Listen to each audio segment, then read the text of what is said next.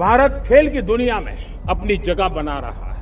अब खेल के पोडियम में भारत का राष्ट्रगीत सुनाई देता है, भारत का राष्ट्रगान सुनाई देता है, भारत का तिरंगा झंडा लहराता दिखाई नजर आ रहा है।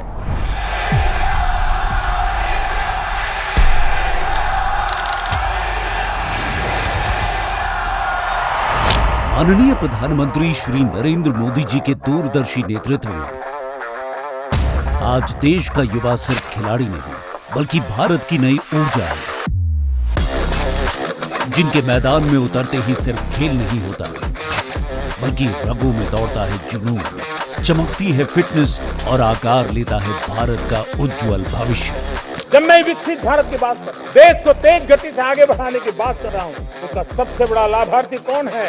इन सारे प्रयासों का सबसे बड़ा साधक कौन है? अगर साधक है तो मेरे देश का युवा है, मेरे देश की युवा शक्ति है। विकसित भारत की यात्रा में युवाओं की बहुत बड़ी भूमिका है। विगत 12 वर्षों में खेल और फिटनेस के क्षेत्र में देश की पहचान ने अभूतपूर्व ऊंचाई हासिल की है। अतः खेल और खिलाड़ियों की इस नई उड़ान को खेलो इंडिया संवाद, खेल की बात पीएम मोदी के साथ के माध्यम से एक नई दिशा देने जा रहा है माय भारत संगठन। देश की सबसे बड़ी खेल संपत्ति युवा आबादी की प्रतिभा को प्रोत्साहित करने और खेल सुधार की दिशा में निरंतर कार्य कर रही है भारत सरकार। इसका सशक्त उदाहरण है खेलो भारत नीति और नेशनल स्पोर्ट्स गवर्नेंस एक्ट, जिसका उद्देश्य है विकसित भारत विजन के तहत स्पोर्ट्स इकोसिस्टम में बेहतर बदलाव लाना और एथलीटों के हितों की रक्षा करना।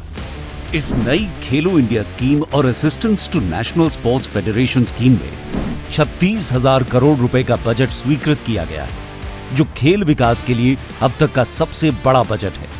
विश्व स्तरीय इंफ्रास्ट्रक्चर और खेल बजट में रिकॉर्ड वृद्धि ने खेलों को भारत की विकास यात्रा का अहम हिस्सा बना दिया है, जिसका परिणाम है कि वर्ष 2030 में होने वाले कॉमनवेल्थ गेम्स की शानदार मेजबानी के लिए देश पूरी तरह तैयार है।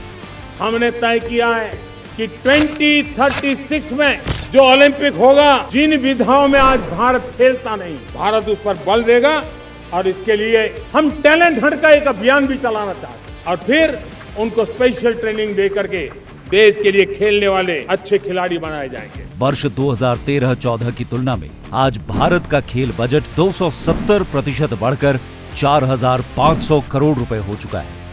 वहीं target Olympic podium scheme tops के तहत कोर एथलीटों, पैरा कोर एथलीटों और डेवलपमेंट एथलीटों को सहायता प्रदान की जा रही है। टॉप्स योजना ने बहुत बड़ी सफलता पाई है। Khelo India game, university game, winter game, beach game, sports infrastructure, sports के लिए कोचिंग, इन सारे विषयों में भारत अब महारत करने की दिशा में आगे बढ़ रहा है। देश के युवा खेल के साथ अपनी सेहत पर भी ध्यान दें।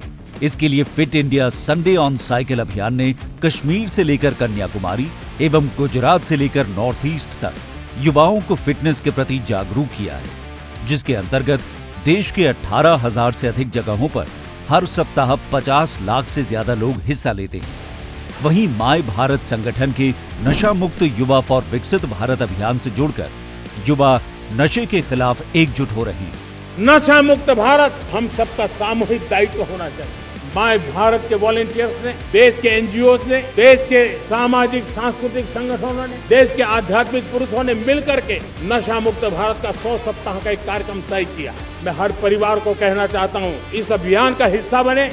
संकल्प से सामर्थ्य, फिटनेस से वैश्विक खेल मंच और प्रतिभा से पदक तक माननीय प्रधानमंत्री श्री नरेंद्र मोदी जी के नेतृत्व में यही है भारत के युवाओं, खेलों एवं खिलाड़ियों की असली तस्वीर।